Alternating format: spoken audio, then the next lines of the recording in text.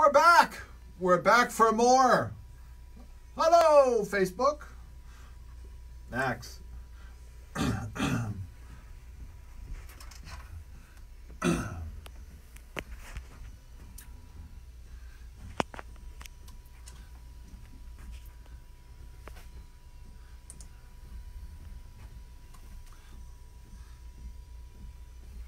Yee.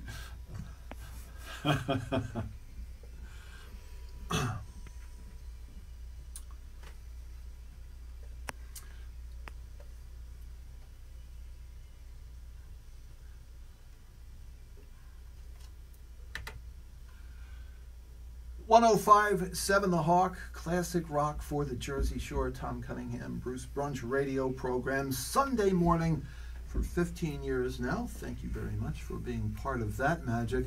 And Max Weinberg, that magic is incredible. To me, I played it a couple weeks ago. I can't go with a summer without Summer on Signal Hill. Stevie Van Zandt on the song. Yeah. John Bon Jovi. The Orchestra of St. Luke's, that when those strings come in, oh, it just... And the Beach Boys. And the Beach Boys. Well, Carl Wilson, Al Jardine, and Matt Jardine, and Bruce Johnston out in a little studio in Long Island. And that's a little 4 bars of my take on Good Vibrations. So we threw the kitchen sink into that song, and Branford Marsalis. Of course, and the band that did the Killer Joe record, which is Joe D'Elia, and Jimmy Vivino played guitar on that. Steve Van Zandt played the Gibson guitar solo in the middle of that, and we always say in the E Street Band, if you have a good riff, play that good riff to death. And I always wondered what that track would sound like with a vocal. Oh, like wow. if I had actually gotten the Beach Boys to sing words to it. I don't believe there were any words to it, but it was always one of my favorite melodies. Oh, incredible. Thank you for getting that put together and getting it going on. Max Weinberg, Friday night, Max Weinberg's Jukebox, Stone Pony, Asbury Park. Tickets on sale now. Can we hear Summer on Signal Hill? If I hold the sign up Friday night and Summer on Signal Hill, will you just go the other direction, won't you? Well, listen, we're an all-request band, so we are there to please, and we are there to service the audience desires, musically speaking. So you never know, like I said.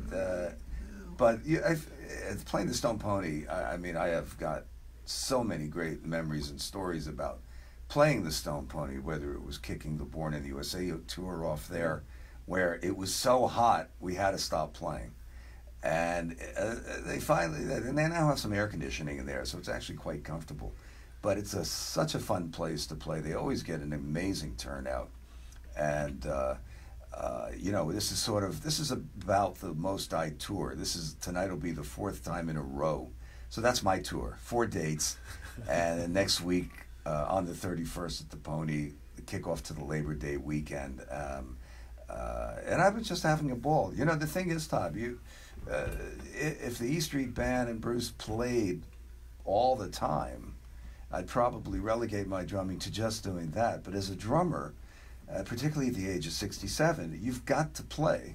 And you've got to play in a when I say arena, I don't mean a big place, but I mean you've got to be in the arena, so to speak, to keep playing, to keep your skills sharp. And in this band, I set up my drums, I tune the drums, I'm the lighting guy, I do everything. And you plug that jukebox in. Well, it's something I've done since I was a little kid, and putting it together, a drum set, is by far the most mechanical thing I can do. I'll fly into a city, I'll rent a car, I drive to the gig. In fact, I had a funny experience in Pittsburgh leaving the venue. Beautiful club up there called Jurgles, great rock club up outside of Pittsburgh, Pennsylvania. A couple of kids came up to me and goes, "What are you doing driving yourself? In a rent-a-car?" And my first thought was, listen, if it's good enough for Chuck Berry, it's good enough for me. So I kind of emulate that road experience. Just play wherever you can where people are going to enjoy it. If nothing else, this program is well researched. So here's something crazy. 24 years ago today, at a place called Classics Cafe in Westwood, you played with Bruce in a cover band called Stand and Deliver. Yeah. What the heck? What was that? Bruce and I drove up there. I had introduced him to the brother of Joe D'Elia, who was Killer Joe, who came from a family of, I believe, 9 or more. And Matty D'Elia was his slightly younger brother, who was a good friend of mine. I started playing with Joe D'Elia, who has a wonderful band called The Killers out on Long Island, back in 1971, I think. And always remained friends to this day. But we went up to see Matty, who owned Westwood Motors.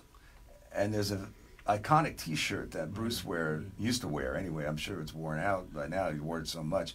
Westwood Motors. And we went up there to, Matty had an ownership position, I believe, in this club. We went up there. We had a couple burgers. And then sitting in is a misnomer. Bruce actually took over the stage for about 2 hours. And, that happened quite frequently in those days. But we just drove. I think I drove. And so right around exit 168. That was 24 years ago today. Yeah, I know. We've been around a long time. Speaking of longevity, you started out as Broadway was a big part of the way you came up. You've seen Bruce on Broadway. What's your take on that thing? Deep. What a show. I saw, along with the rest of my colleagues in the E Street Band, the opening night. And I guess he had done a couple of warm-up shows before that. So it was right at the beginning of the run. And I went back. I was in New York about 7 weeks ago and just dropped in and sat in the balcony. Oh, wow. And I was just completely blown away. I was blown away the first night, but we were all sitting in the first row, and you sort of could feel, 900 eyes focusing in on the back of our heads. So, and it was a lot to take in. When I went back, it was in June, I guess. Absolutely blew me away. The depth, the way he had changed it, how he had expanded it. This is about 2 days after the fiasco down south in the border had occurred, and it was the second time he had delivered some remarks regarding that unfortunate event, terrible event, and then played the Ghost of Tom Joad. And this is a show, and it's a real show. It's not, for people who haven't seen it, and I hope you do get to see it live, although we're all fortunate that it's going to be on Netflix sometime after the show closes, I believe.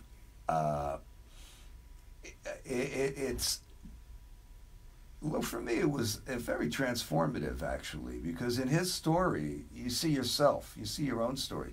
Of course, being an associate for 44 years or so, I know a lot of the people. I know a lot of the heartbreak, a lot of the joy, been right there. And to have it articulated in such a, masterfully poetic fashion was just, I was crying, I was laughing, I was touched, I was like, yeah, that's how it was. And I came rather late, so there's a whole period. I realized afterwards, until August 20th something, 1974, I didn't know Bruce Springsteen. I didn't know anything about him. He didn't know anything about me. We just met through the music. And so there was a whole revelation to me, first reading the book and then going to see the show. So whatever you can do, if you're out there and you haven't seen it, try to get to see it.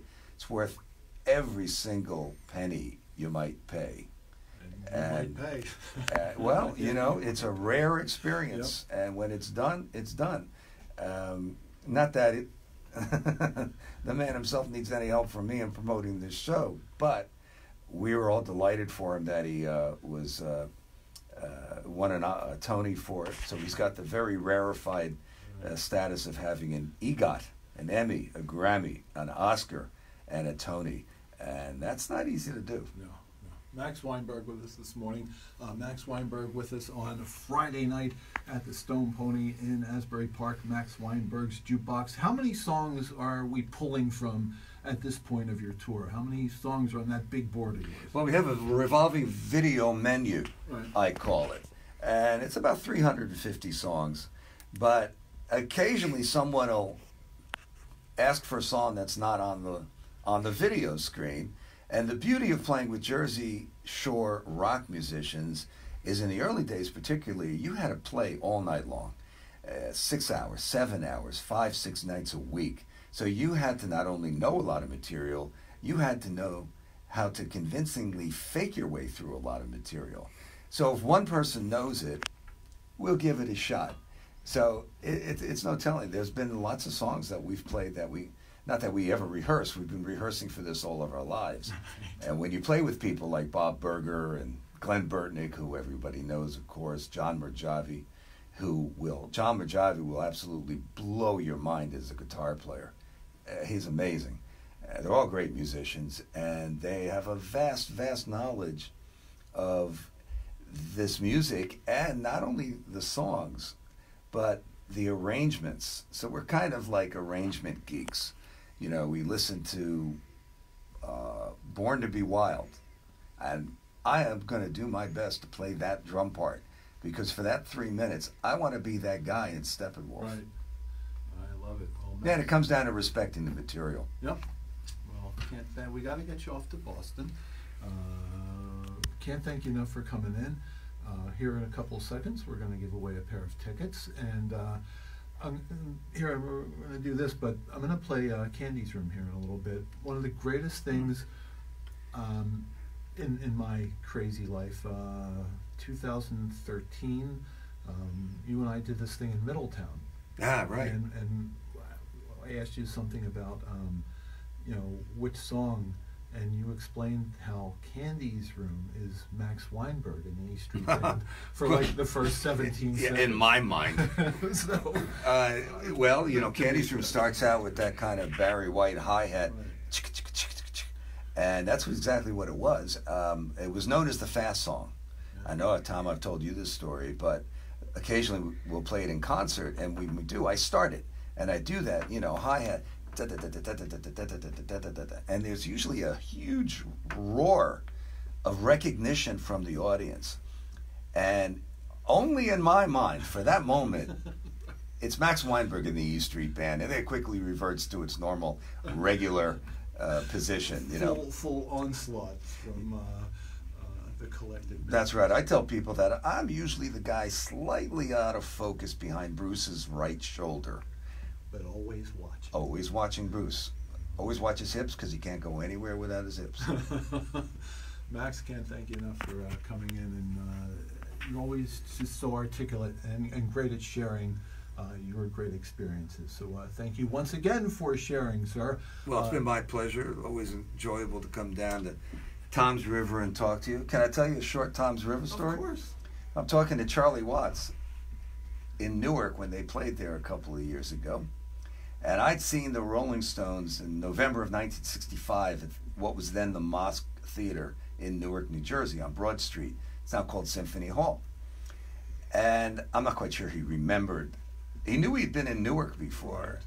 And I said, "What have you ever been anyplace else in New Jersey?" He goes, "Yeah, Tom's River."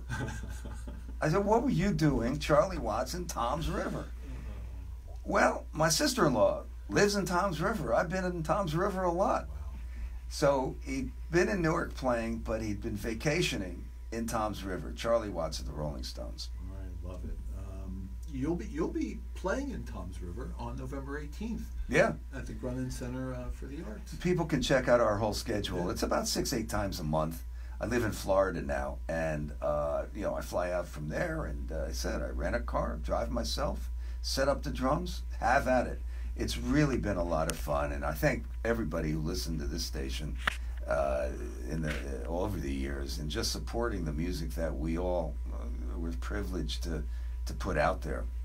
And you'll see, if you come down to the Pony, it's all about having fun. Well, this has been fun.